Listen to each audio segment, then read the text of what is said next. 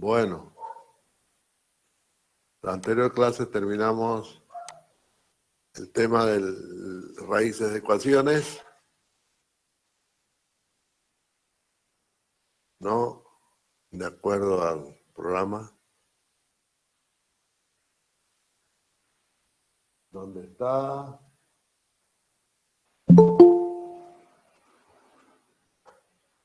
Vamos a darle paso a sus compañeros que están llegando, siguen llegando.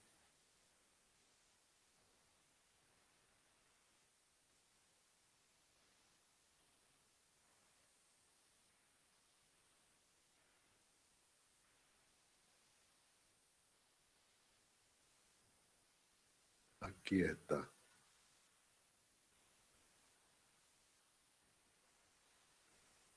Solución numérica de ecuaciones lineales sería el tema que nos toca después del método de Horner, fue lo último que vimos.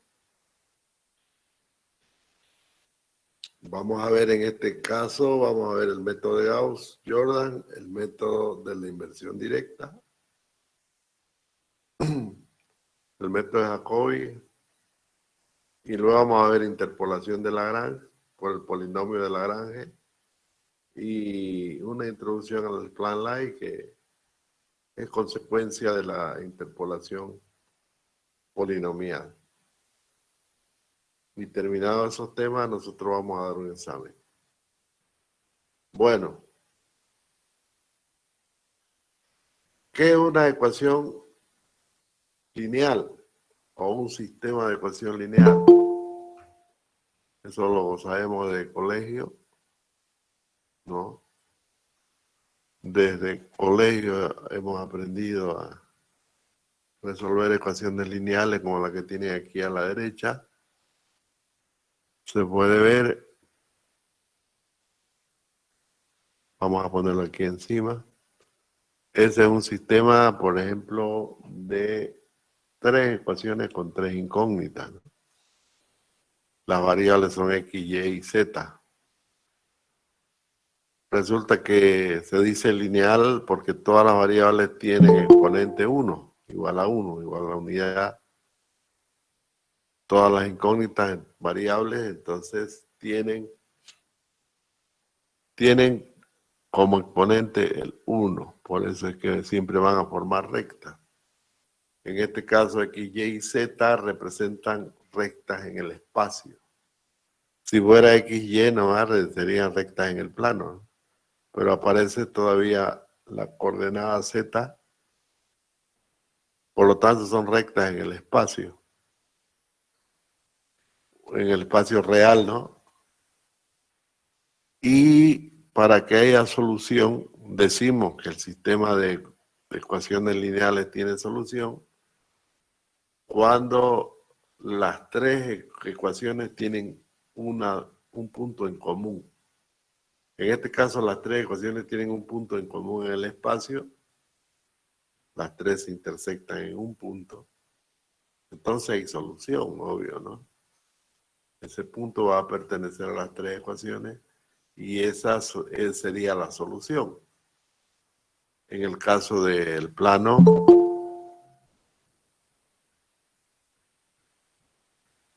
vamos a darle paso a su compañero. En el caso del plano, solamente, por ejemplo, esta ecuación 2x más 3y igual a menos 10, x menos 5y igual a 40, son 2 rectas en el plano. No, porque son solamente dos variables, por tanto, una es x y otra es y. ¿No está pintando muy bien el lapicero? No, no lo veo muy claro. ¿Se ve? ¿Se ve claringo? ¿Se ve? A ver, ¿quién más? Se Sí se ve. se ve, ingeniero. Claro, se ve bien. X, Y. Sí se ve, ingeniero. De todas maneras lo voy a pintar más grueso. Entonces, esto lo sabemos del colegio, ¿no? X, Y esta ecuación representa dos rectas.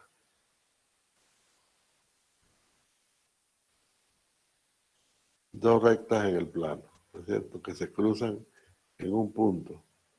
Y ese punto de coordenada X0 y Y0, le vamos a llamar así, es la solución. Porque ese es el número, ese es el valor X y Y, X0 y Y0, ese es el valor que hace que las igualdades se cumplan, satisfacen la igualdad. Bueno, es así de sencillo, esto es fácil, se lo puede obviamente, eh, mm, se lo puede ampliar a más de dos variables. Aquí estamos hablando de dos variables. En el caso que comenzamos la explicación, estamos hablando de tres variables, inclusive ahí dice un método que lo vamos a ver, primer método que vamos a ver. Bueno, estos dos ejemplos son ejemplos, nada más. ¿Qué pasa si hay cuatro variables? Si hay cinco, si hay seis, si hay 7 o 100 variables, 100 incógnitas. Bueno, si hay 100 incógnitas, tendrían que haber 100 ecuaciones. Si hay 10 incógnitas, tendrían que haber 10 ecuaciones. O sea que tiene que haber una ecuación por cada incógnita. ¿No es así? Pero ¿cómo sería eso? Sería una recta. Ya desaparece. Fíjense que bajo ese concepto ya nos olvidamos del plano y del espacio. ¿Qué pasa? Sencillamente que el plano y el espacio no son más que ejemplos. Ejemplos de lo que nosotros le llamamos espacios vectoriales. ¿Está bien? Vamos a hablar un poquito de espacios vectoriales, porque a partir de los espacios vectoriales que se generan las ecuaciones y las matrices que nos llevan a resolver este problema. Resolver problemas de 2 y 3 incógnitas, como aparece en el Baldor, es facilito, pues facilingo, eso no necesitamos, no necesitamos ni entrar a la universidad para saberlo eso, en colegio lo aprendemos. 2 incógnitas, el método de la reducción, el método de la sustitución, el método, ahí está de las indeterminantes, en fin, montones de métodos que hay en el valor. Pero en realidad las aplicaciones científicas y de ingeniería no vienen con 2 y 3 variables, vienen con n variables. Y ese n no es 5, 3, estamos hablando de 100, 200, 300, 1000, 1.000.000 de variables. Lógicamente que si hablamos de de 1.000.000 de ecuaciones con 1.000.000 de incógnitas, ¿no? ¿Cómo lo resolvemos eso? Ahí es donde entran los métodos numéricos, ahí es donde entra esto que vamos a ver ahora, y algunos métodos muy especiales que se aplican a las matrices. En realidad todos los métodos que vamos a ver se aplican a las matrices, ¿no? Porque todo esto puede ser expresado matricialmente, y si puede ser expresado matricialmente, quiere decir que hay filas y columnas. Y las filas y columnas de una matriz son vectores que pertenecen a un espacio vectorial. Entonces, vamos a recordar un poquito de los espacios vectoriales para que entremos en materia de los métodos que están viendo o que vimos aquí en la pizarra. Vamos a ver el método de Gauss, decíamos, Gauss-Jordan, el método de inversión directa. Hay un método para resolver sistemas especiales, como matrices simétricas, matrices banda, que es muy usual sobre todo en los sistemas energéticos. como son las estructuras, como es el flujo en tuberías de agua o de gases en tuberías, o también en ingeniería eléctrica, por ejemplo, electrónica, el flujo en mallas eléctricas o en microchip, ¿no? Flujo energético, se pueden formar matrices. Y obviamente el flujo siempre, cuando hablamos, por ejemplo, en un dispositivo electrónico, vamos a hablar de diferencias de potencial, y vamos a hablar de dirección de las corrientes y los campos magnéticos, que son vectores, ¿no? Entonces, es más que todo para eso, ¿no? Esto es aplicable más a la ingeniería, donde muchos se utilizan los vectores. Pues los espacios vectoriales, bueno, están formados por vectores. Es así. Entonces, fíjense, un espacio vectorial para nosotros, como lo sabemos, como lo conocemos, aquí está. Hay una definición a priori. Buenas tardes, ingeniero. No se le escucha nada. Buenas tardes. ¿Se oye?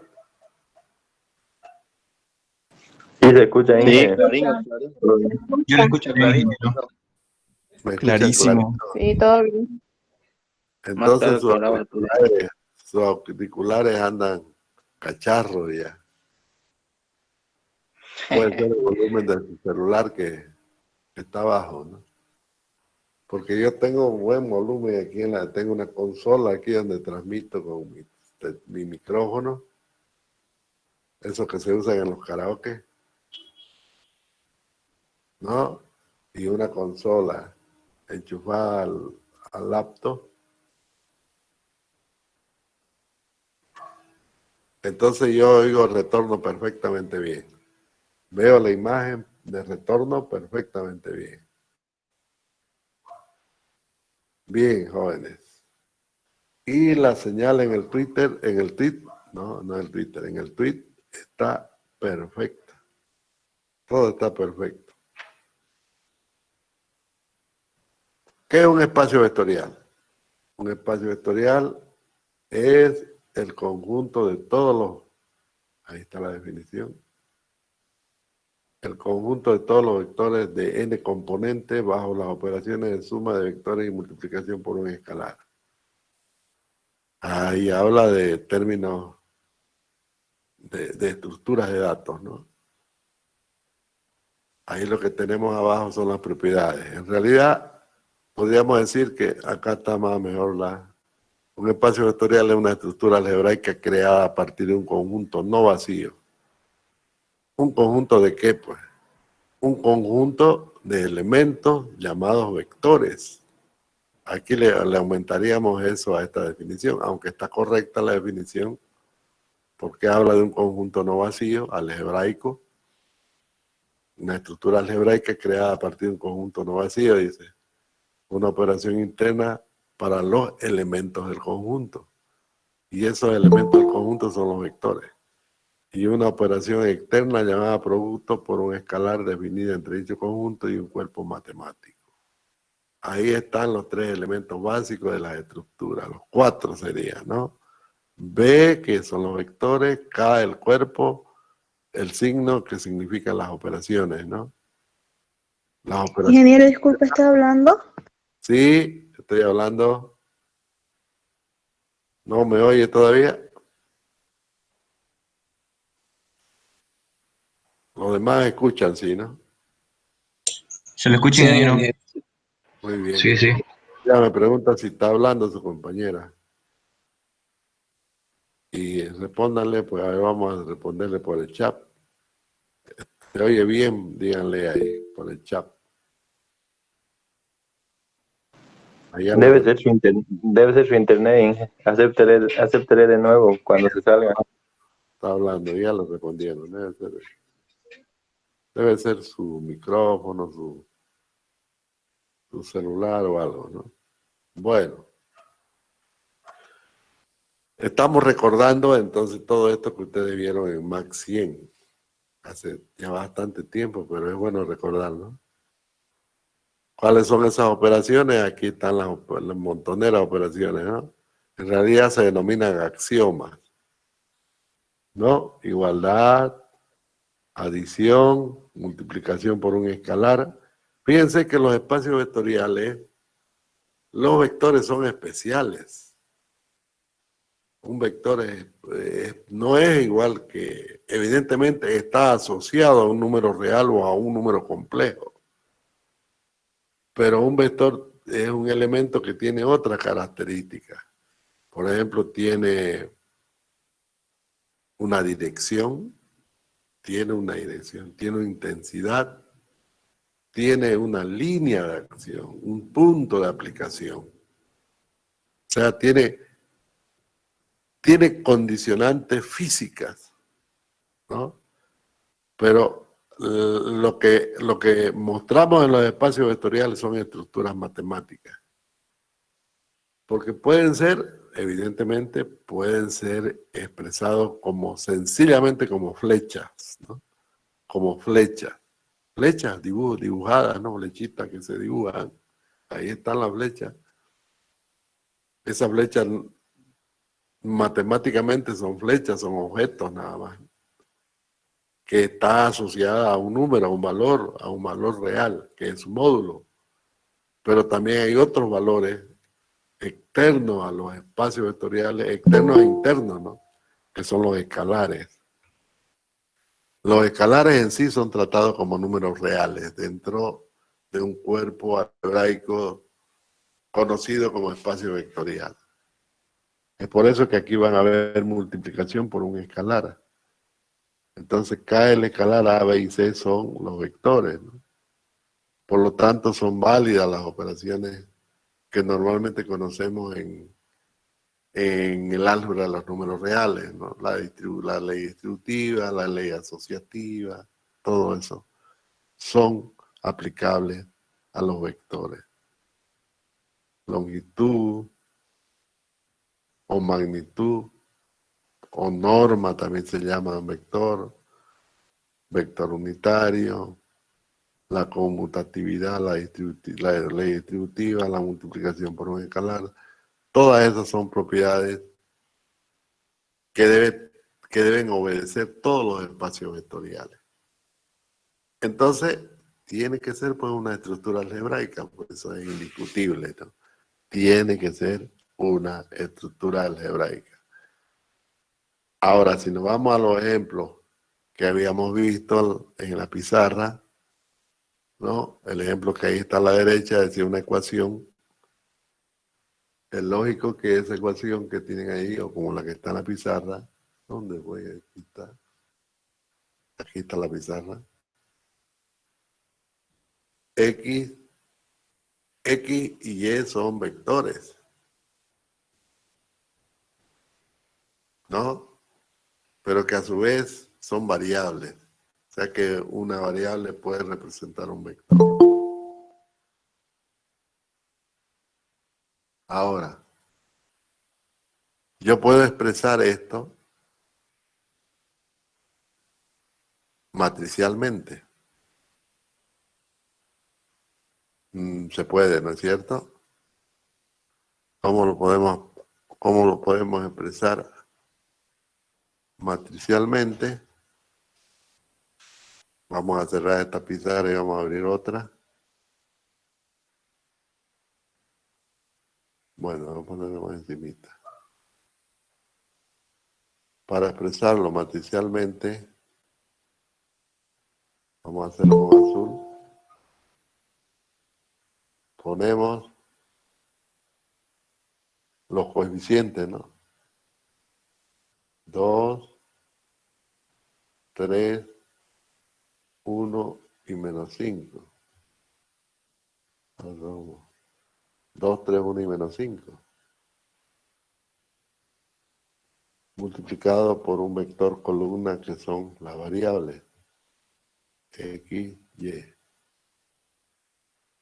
Igual a los términos independientes que son menos 10 y 40. Otro vector.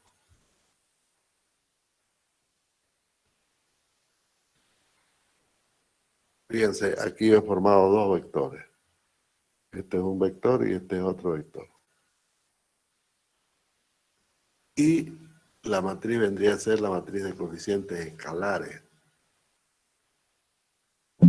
Esa es la expresión matricial de la ecuación que vimos. Es un espacio vectorial cuyos vectores tienen dos componentes, X y Y. Vienen a ser las componentes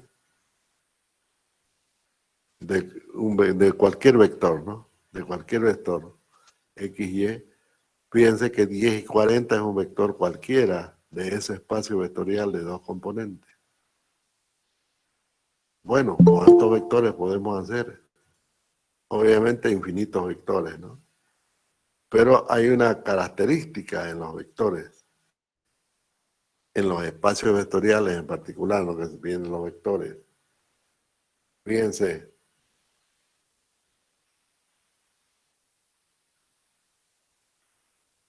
la base de un espacio vectorial se denomina base de un espacio vectorial a todo vector que genera otros vectores, menos a él. O sea, un vector único y no hay otro. Por ejemplo, en este caso, una base sería 0 y 1, ¿no? O también 1 y 0. Dos vectores base. Lo vamos a poner como columna. A partir de esos dos vectores bases, yo puedo generar cualquier vector dentro del espacio vectorial de vectores de dos componentes. Dos componentes, X y Y. Entonces yo puedo generar, ¿no es cierto?, n vectores con esos dos. ¿Cómo puedo generar? Haciendo operaciones. Si a ese vector 0 y 1 lo multiplico y le sumo otros vectores, otros valores, otros escalares, voy a empezar a construir otros vectores, ¿no es cierto? A eso nosotros le llamamos combinación lineal. Entonces puedo combinar linealmente, combinación lineal. Podemos combinar los vectores, inclusive varios vectores. Estos dos vectores base los podemos. Pueden haber otros vectores base, no son los únicos. 0, raíz de 3, 0, son otras bases. Pueden haber otras bases, no hay problema. Por lo general, así se expresan las bases, con unos y ceros. Si quieren gráficamente llevarlo esto, podríamos hablar del sistema que usamos en la física, ¿no? En la física usamos, ahí se ve bien.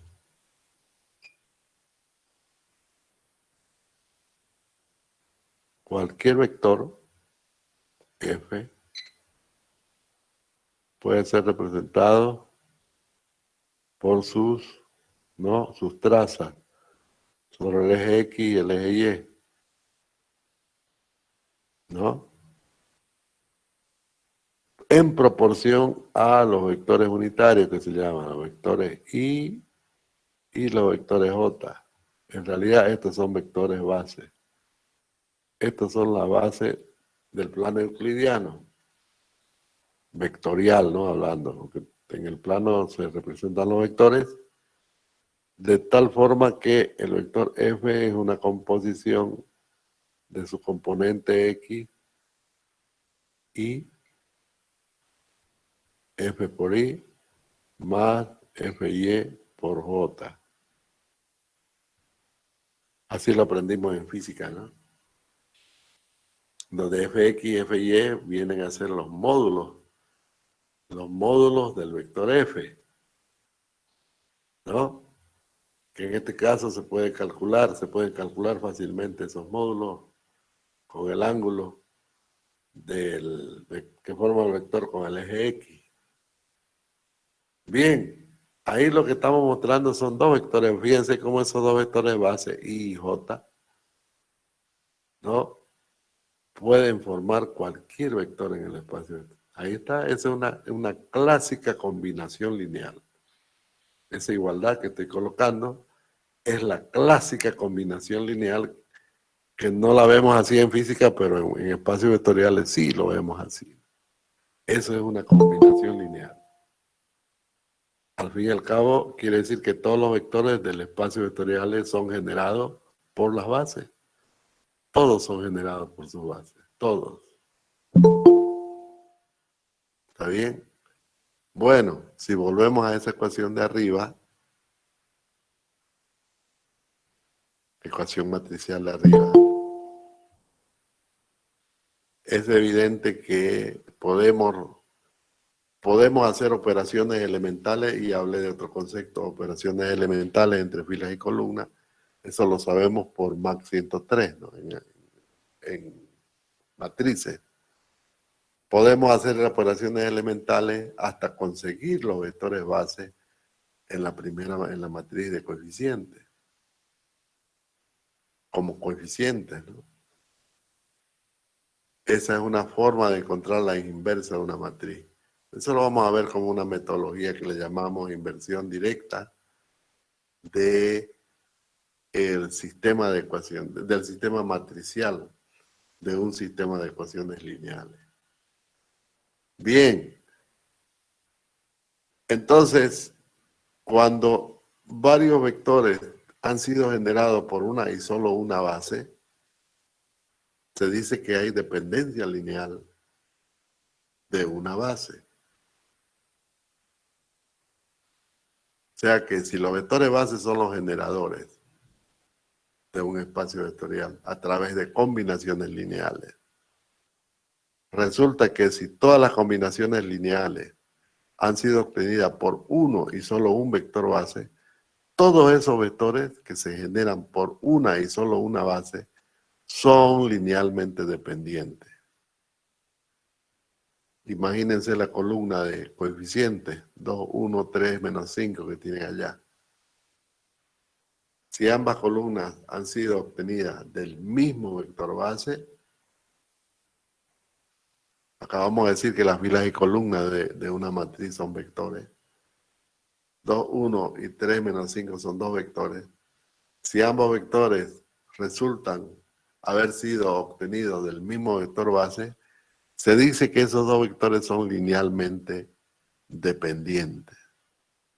Pero si el vector 2, 1 ha sido obtenido, por ejemplo, a partir del vector 0, 1, quiero decir que, vamos a señalarlo con rojo, este vector de aquí, columna, ha sido obtenido a partir de este.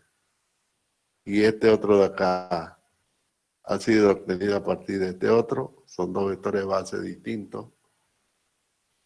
Entonces decimos que las columnas son linealmente independientes. Pero si ambos han sido obtenidos a partir de un mismo vector base, decimos que son linealmente dependientes. Lo mismo vamos a decir de las filas. Eso es de la columna, ¿no? Vamos a hacer otra pizarra. Vamos a suponer estos dos vectores filas. Era 5 y menos, digamos esto. 4 y 2.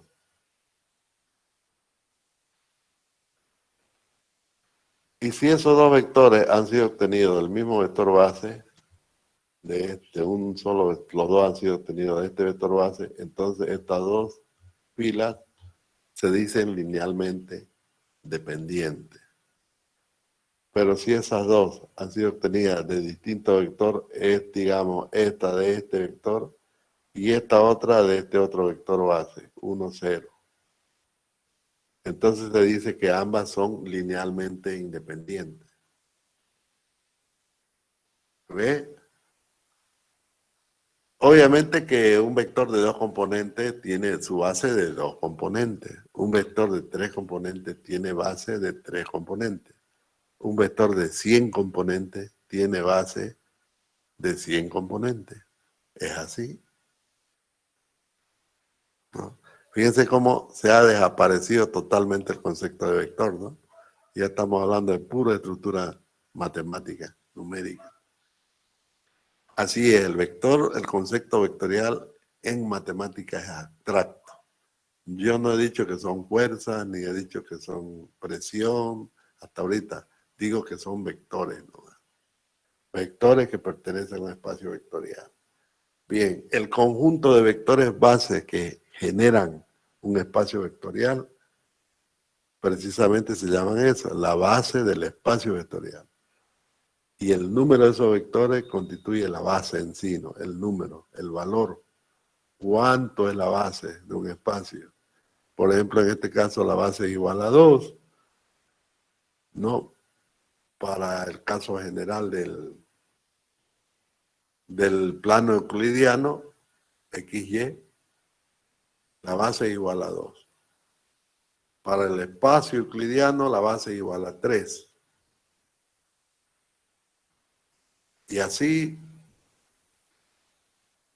para un espacio vectorial de 5 componentes, sus vectores que tengan 5 componentes, la base necesariamente tiene que tener 5 componentes. Ahora, es evidente que un espacio vectorial de 5 componentes necesita una base igual a 5. ¿Para qué? Para que todos los vectores fila de una matriz o todos los vectores columna de la misma matriz sean linealmente independientes. Fíjense cómo estamos arribando poco a poco a los conceptos de solución de ecuaciones. Así yo tengo, por ejemplo, una matriz genérica que le vamos a llamar A11, A12, A13, A1N, esa es la primera fila. La segunda fila, A21, A22. Vamos a darle paso a su compañero. A22, A23, acá sería A2N y así, ¿no? El último elemento acá va a ser fila N, columna 1. Fila N, columna 2. Fila N, columna 3 y así, ¿no? A, N, N. Entonces, siempre voy a formar matrices cuadradas, ¿no? Entonces, N filas por N columnas. Ese sería el orden de esta matriz. Por lo tanto, tenemos N filas y N columnas. Cada fila tiene N componentes. Y cada columna también, porque la matriz es cuadrada. Bueno, resulta que cada fila es un vector. Y cada columna también es un vector. ¿Está bien? ¿Qué pasa si todas las filas son linealmente dependientes? O sea que hay un solo vector base. Un solo vector base. Todas las filas y columnas han sido generadas por un solo vector base. Entonces, en ese caso, vamos a tener una matriz cuadrada que no tiene inversa. No se puede invertir. ¿Por qué? Hay dependencia lineal entre todas las filas y las columnas. Todos los vectores han sido generados por uno y un vector base. Bien. Pero si hay dos vectores base, igual va a haber dependencia lineal. Dos vectores base me pueden generar también algunas columnas un vector y otras columnas otro y una combinación de los dos otra. O por último, combinación lineal de solamente dos vectores para obtener todas las filas o todas las columnas. ¿Me entienden, no? Entonces, por combinación lineal. Estoy hablando por combinación lineal. Vamos a ver aquí, alguien preguntó. Ah, levantó la mano, hermano. Bueno, estaba mirando el chat. Entonces, ¿qué tiene que ocurrir para que esta matriz tenga inversa? Todas las filas y todas las columnas tienen que ser linealmente independientes. En otras palabras, que por operaciones elementales entre filas y columnas, en esta matriz logremos obtener la matriz identidad. Es decir, la matriz identidad, todas las filas de la matriz identidad son vectores base, ¿no? Ustedes se recuerdan, aquí al ladito voy a poner en azul. Por ejemplo, la matriz de identidad de 3 por 3 es 1, 0, 0, 0, 1, 0, 0, 0, 1. Fíjense, los tres vectores de fila y los tres vectores de columna son vectores base del espacio euclidiano. Haciendo combinación lineal de esos tres vectores base puedo obtener cualquier matriz cuadrada de 3 por 3. ¿No? Y siempre va a tener inversa esa matriz que esté formada por estos tres vectores. Lo mismo va a ocurrir acá, solo que no sabemos en esta matriz de acá, esta que estoy señalando con una X, ¿no? Si llegamos a obtener la matriz de identidad a partir de operaciones elementales entre filas y columnas en esta matriz, podemos afirmar que la matriz tiene inversa. De hecho, al hacer ese proceso hemos encontrado la inversa. Entonces aquí se genera un álgebra especial de matrices cuadradas. Quiere decir que todas las matrices cuadradas, estoy hablando de matrices cuadradas solamente, no las otras, las matrices cuadradas, es posible invertirlas. Las otras matrices no se pueden invertir, porque siempre va a faltar, ¿no es cierto? Siempre va a faltar alguna fila o alguna columna, si es rectangular. Tiene que ser cuadrada para que quede exactamente el mismo número de filas y el mismo número de columnas. Ahora bien, todas esas matrices cuadradas forman un álgebra porque son especiales, no son matrices especiales, que es la que nos interesa estudiar ahora para utilizar los métodos que vamos a ver después. Es evidente que este conjunto de matrices cuadradas, n por n, forman un álgebra. Unas de ellas tendrán inversa y otras no. Otras no tienen inversa. ¿Está bien? Aquellas matrices que tienen inversa sencillamente le decimos matrices cuadradas inversibles, ¿no? Y aquellas matrices cuadradas que no podemos, que no tienen inversa, se llaman matrices singulares.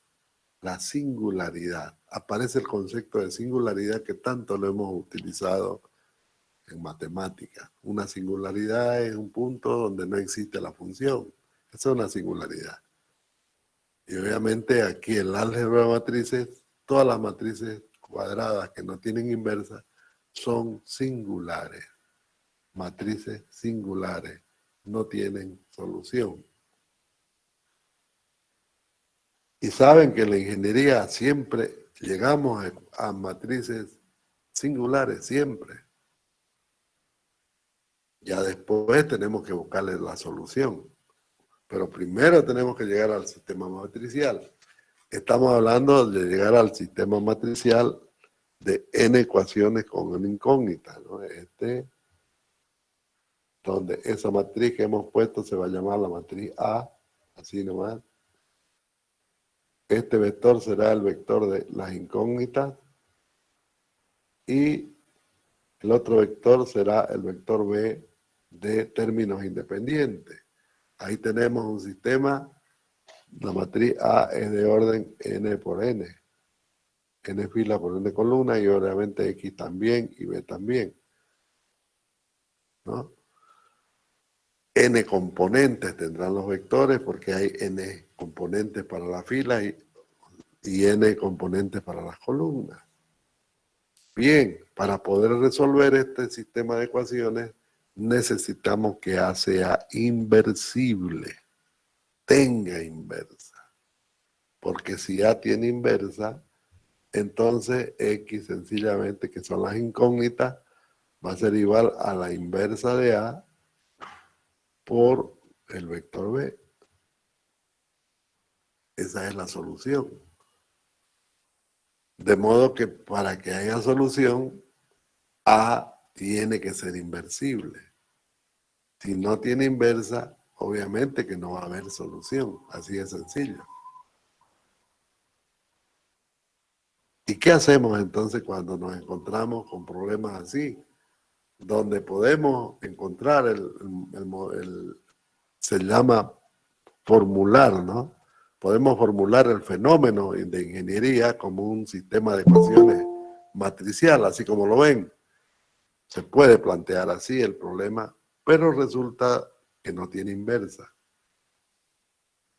Resulta que la matriz A es matriz singular.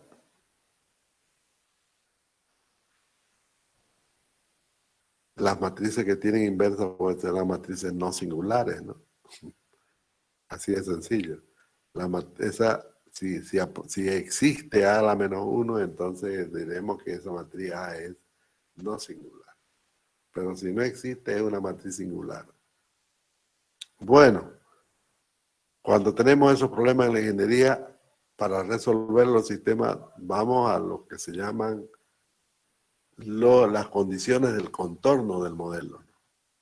Si es una estructura, por ejemplo, de ingeniería civil, es la estática, ¿no?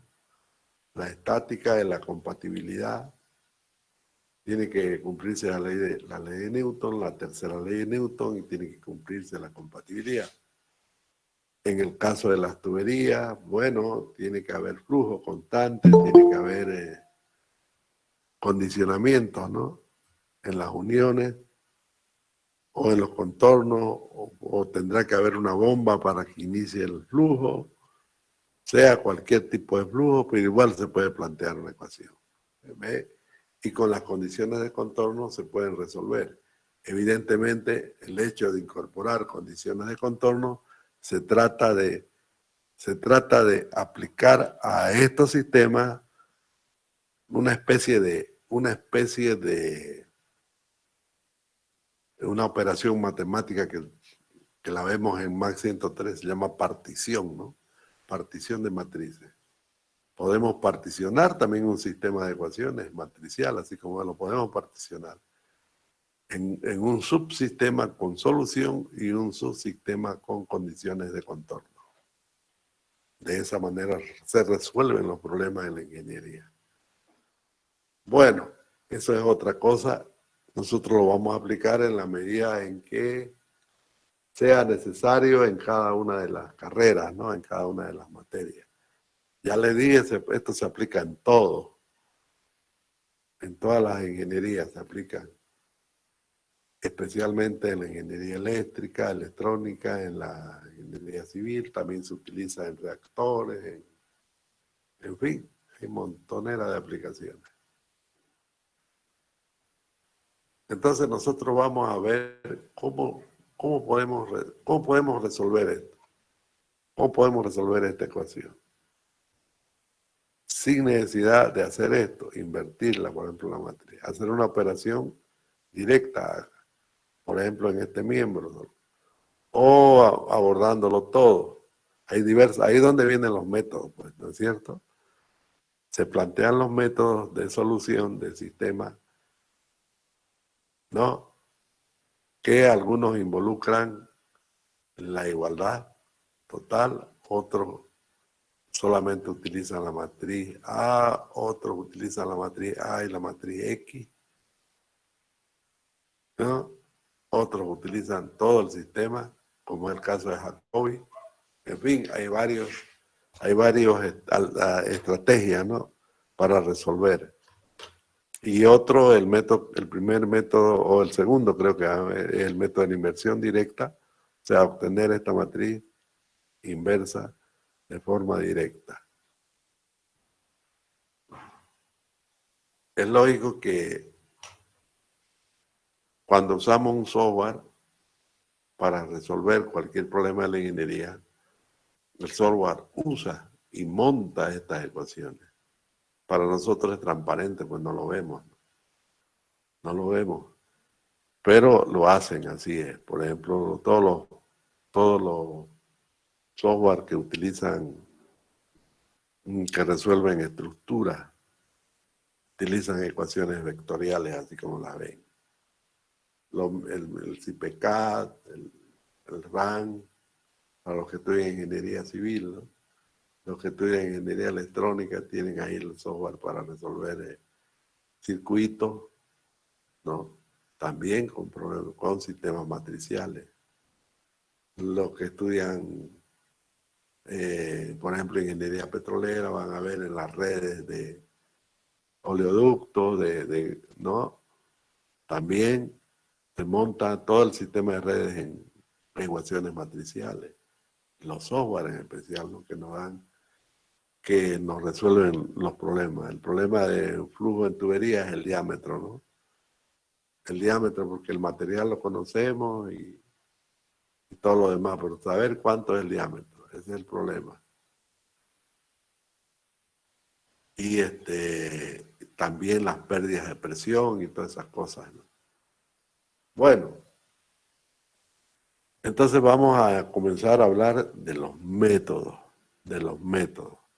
Una gran incógnita aquí es saber de antemano si la matriz A tiene o no tiene inversa, para no trabajar al fósforo, como se dice, ¿no?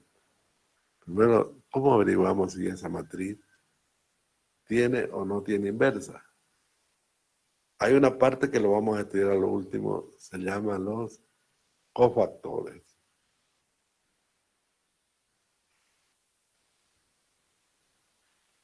Y toda su teoría la vamos a ver al final de estos temas. Primero vamos a ver los métodos y después vamos a ver ese tema de los cofactores, que lo podemos resolver directamente con Máxima. Máxima nos va a decir si es posible invertir una matriz o no, utilizando ese concepto. Lo vamos a ver una vez que abordemos los métodos. ¿Está bien? Entonces, vamos a volver a este proyector para mostrarles aquí un anticipo a uno de los métodos más usados, el método de Gauss. ¿Está bien? El método de Gauss, en realidad todos los métodos que vamos a ver se basan en el método de Gauss, la mayoría, ¿no? Utilizan los mismos principios, solo que los algoritmos son distintos.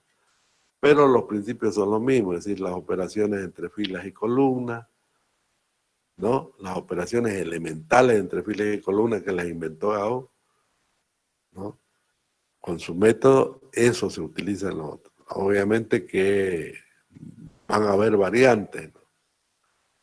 En el método de Gauss se usa un concepto que se llama, y ya estamos hablando, fíjense, la expresión matricial de esta ecuación que tienen arriba está abajo. Escribimos la matriz ampliada. ¿Ya?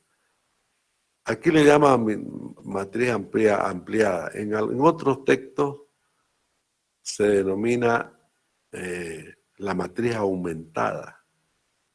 Ampliada, aumentada, son términos, ¿no?, analógicos.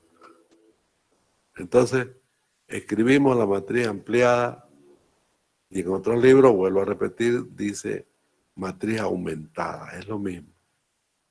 ¿Qué ha puesto aquí el autor? Esto no es mío, esto es de álgebra aplicada a las ciencias económicas. Lo escogí muy sencillo el ejemplo. Entonces fíjense cómo hasta en economía se usa esto. Es lógico, ¿no? Las variables económicas son muchas. Cada variable económica puede ser un vector. Es en realidad un vector. Es así.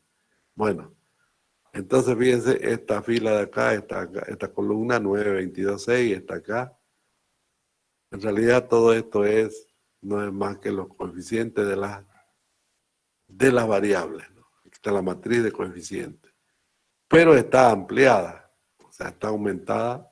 Aquí se le ha aumentado el vector de términos independientes, 123, 262 y 78. Ahí está la matriz aumentada. Y aquí, en esta matriz aumentada, empezamos a escalonar. Hay un concepto que se llama escalonar una matriz, significa hacer que todos los elementos por debajo de un número llamado el pivote se hagan cero a través de operaciones elementales. En este caso, observen ustedes, en esta matriz aumentada, el 9 es un pivote. Entonces, ¿en qué consiste el método de Gauss? Consiste en agarrar ese pivote, el pivote, y hacer que todos los valores por debajo del pivote sean ceros, mediante operaciones elementales, entre filas y columnas. ¿Está bien? Todo lo que se haga cero y el pivote se transforme en la unidad, se haga un 1. Es fácil hacerlo eso, dividimos entre 9 toda la fila y se hace 1, ¿no? El 9, donde está el 9 se transforma en 1. Eso es lo que hay que hacer. ¿Está bien? Entonces fíjense que cuando quede 0 debajo, y aquí donde está el 9 queda un 1, entonces el siguiente pivote pasa a ser el 24, que ya no va a ser 24, va a ser otro valor. Obviamente se va a ir modificando, se va modificando, ¿no? Cuando empezamos a hacer 0 debajo del 9, ese 24 se va modificando, En algún momento va a ser otro, distinto de 24. Pero cuando el 9 se haga 1 y el 22, donde está el 22 se haga 0 y donde está el 6 también 0, el 24 pasa a ser el nuevo pivote. Y de ahí se aplica de nuevo el mismo algoritmo. Entonces debajo de 24 va a quedar 0 y donde está 24 va a quedar 1. Va a quedar 1. Entonces, en esas condiciones, bien, si volvemos a construir las ecuaciones, ya va a ser fácil resolverlas, ¿no? Facilísimo va a ser resolverlas. Por operaciones hacia atrás. Primero se resolvería la Z, después la Y, por sustitución, ¿no? Y después la X. Hemos conseguido construir en la matriz aumentada la matriz escalonada, en donde está el 22 va a quedar un 0, donde está el 6 va a quedar un 0, y donde está el 8 va a quedar el 8 no, de la segunda columna, va a quedar otro 0. Donde está el 9 va a quedar un 1, donde está el 24 va a quedar un 1. Y obviamente la primera ecuación, si la reemplazamos acá, le ponemos 0x más 0y más el número que quede, ¿no? No va a ser 8, por z igual a, no va a quedar 78, va a ser otro valor, ¿no? Y ahí despejamos z y conseguimos el primer valor de z. De ahí el valor de z lo reemplazamos hacia atrás, ¿no? Porque el 22 se hace 0 y van a quedar dos incógnitas, ¿no? Van a quedar dos incógnitas, una correspondiente al valor que quede donde está el 24 y otro al valor que quede donde está el 28, ¿no? Igualamos con el valor que quede donde está 262. Así vamos resolviendo el valor de Y. Y finalmente, conocido X y conocido Z y conocido Y, se reemplaza en la primera ecuación directamente porque el 9 es 1. X más lo que dé 12 por, ¿no? O bueno, o directamente, si quieren, se puede reemplazar, ¿no? Directamente. Ya conocidos son los valores Z y Y. O sea, es un modelo matemático muy sencillo. Esto lo estoy introduciendo porque la metodología la vamos a ver a partir de la próxima clase, a partir del libro oficial que estamos llevando. Esa es la idea del método de Gauss y esa es la idea de todos los métodos, a partir de operaciones elementales. Vamos modificando, fíjense que al hacer operaciones elementales, lo que estamos haciendo es creando nuevos vectores fila y vectores columna. En algún momento puede ser que no se pueda hacer eso, o que haya una división por cero, ¿no? O que sencillamente no se pueden transformar el 22 y el 6 y este 8 en cero, porque eso nos lleva a que todo se haga cero.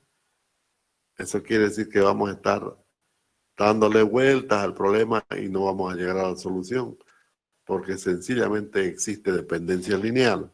Por eso es que antes de aplicar cualquier método, primero tenemos que averiguar si la matriz tiene inversa. Y para eso no lo podemos ver ahora porque primero tenemos que ver los métodos, después tenemos que ver el condicionamiento. ¿Está bien? Bueno, hemos avanzado en esta clase lo básico, lo que necesitamos. Como ven, necesitamos mucho conocimiento de espacios vectoriales y matrices. Espero que no se hayan olvidado del todo, porque vamos a ir utilizándolo. Como han visto, es necesario. Es necesario, porque a partir de eso es que se resuelven las ecuaciones. Aquí yo estoy explicando de forma genérica, no tal como se lo explica en la Facultad de Ciencias Económicas y Financieras, que ya no necesitan espacios vectoriales ni matrices. Directamente como robot, ¿no? Van y las invierten, ¿no? Pero no es así, hay que hacer análisis. Para eso somos ingenieros. Bien, jóvenes, vamos a dejar la clase de hoy ahí y nos vemos la próxima clase. Hasta luego, ingeniero. Que les vaya bien. Hasta luego. Disculpa, no encontré el práctico en la página web. ¿Cómo? No lo subió todavía el práctico, ¿no? Sí, no lo subía porque todavía lo estoy modificando. Ah, ya, ingeniero, no hay problema. Ya lo vamos a subir. Ya vamos a hacer eso. Que les vaya bien. Pasen buenas noches, jóvenes. Gracias, ingeniero. Ay, pues, Ángel. Luego.